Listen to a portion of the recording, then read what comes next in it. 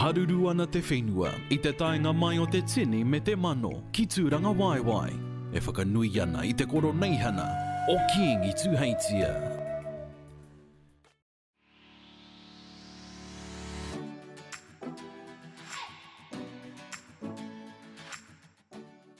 Cool. Yeah, I've been coming to Koronaihana for the last, maybe 10 years, but I've probably had like a 5-year gap since being in Ngāpuhi, and it's a long travel, but it's good to come back with our whānau and then present to the king and to the Kiingitanga and tainui whānui to, I guess, reconnect Ngāpuhi me tainui. Roto I tēnā. So it's good.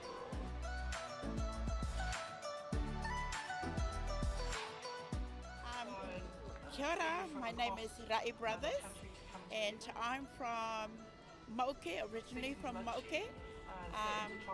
Since that I am connected with Te Matatua Marae and Tamaki Makaurau, so I came with them to perform. Ko hone tamipo tōku ingoa, no Ngāti Parau me Ngāti Awa.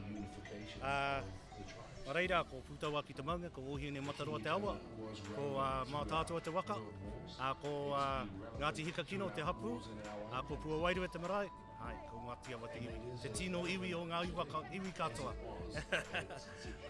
Ko tai au I te taha o enei tamariki no Rongomai School, kei ōtara ki Tāmaki Makaurau, ki te he mea whiako ma rātou, but engari he tino miharo tēnei kaupapa, miharo rawa atu. I am so excited because this is my first time coming down here and being so